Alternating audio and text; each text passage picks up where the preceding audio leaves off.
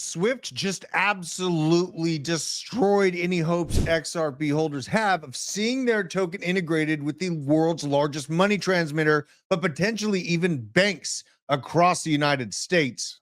But in this video, I'm going to outline as well why this might actually not be the end for XRP. Things are getting heated at the top of the monetary food chain, and in this video, we're going to dig into everything that's going on to give you a clearer picture of what to expect for XRP holders.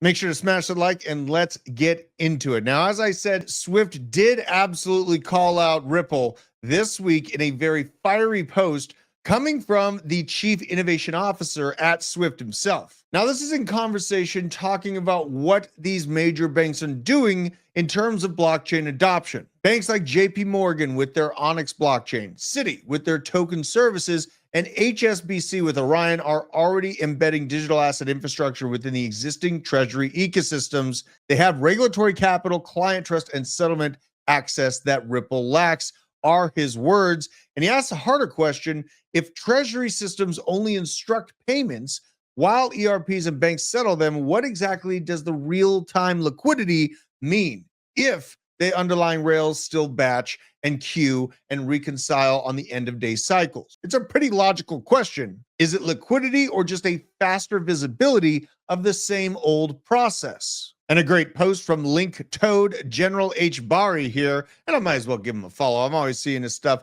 like what he's talking about, but he begs a very, very good question. Tom comes out, calls some things into perspective as we see all of these tokens planning and promising to change the world and to usurp the existing system.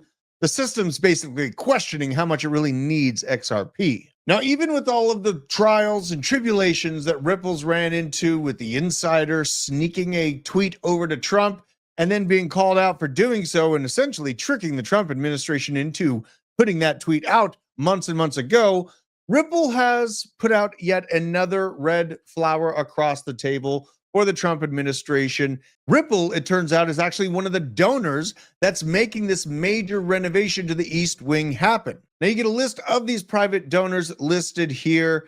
Private donors for President Trump's White House ballroom have been released.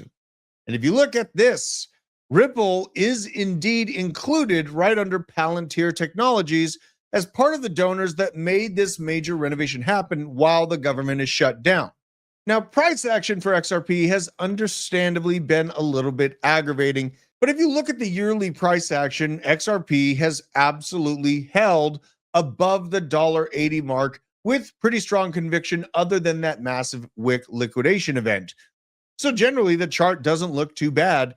And on the year, it's trying to consolidate at previous all-time highs that were made all the way back in 2017. But there is something very dismal going on within the total value locked of the XRPL. The XRPL total value locked in DeFi, the DeFi ecosystem that Ripple's looking to build out, only has $85 million in total value locked. When you compare this to a market cap that it currently sits at $148 billion, there's a lot to be desired in terms of DeFi applications and integrations for XRP.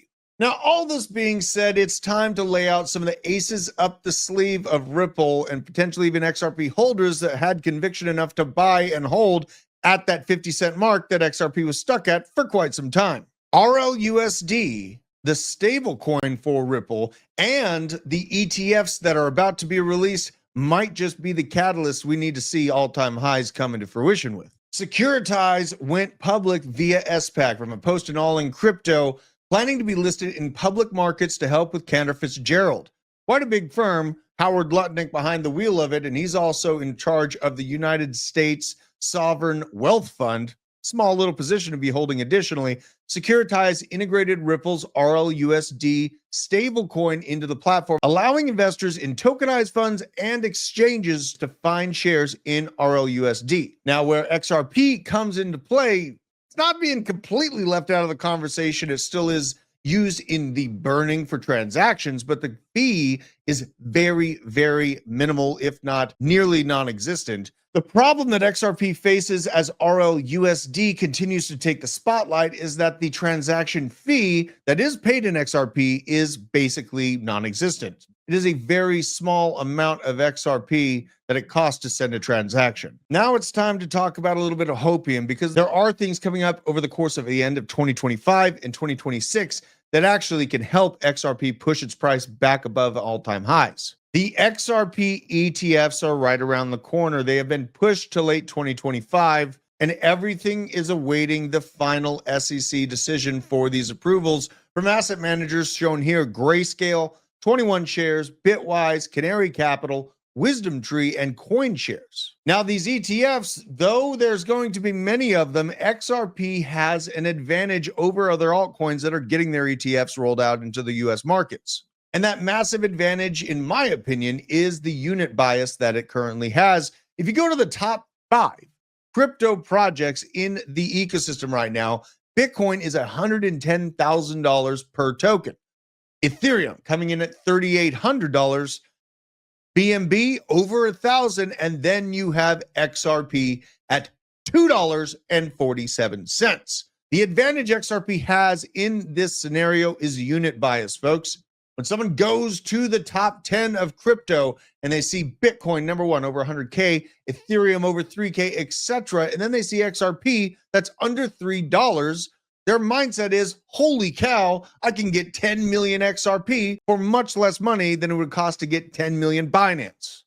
This unit bias advantage is probably enough fuel in the tank to push XRP interested investors into that realm of breaking into new highs from ETFs being released. But folks, it is time to bury this myth once and for all. All the hopes and dreams of banks embracing XRP across the United States are dead and gone. But here's the real gut check for any investor out there. Even if we see the XRPL take off and their shiny new stablecoin really find some footing, you must ask yourself this: how does the stablecoin finding adoption integration really pump XRP at all? The cost to transact is basically non-existent. Fractions of a cent. Be careful out there, think hard, and stay savvy. And we're going to keep track of this XRPL and the DeFi developments, the RLUSD integrations, to see if there's any real hope for this taking hold. But as things sit right now, things are looking a little grim. Make sure to hit that like button. Let me know down in the comments below if you think I'm an absolute insane person. Do you think that XRP is going to find its place in the future of finance with these banks at this point? Or has Swift basically made up their mind? Love and appreciate every single one of you out there, and I will see you on the next video. Stay based.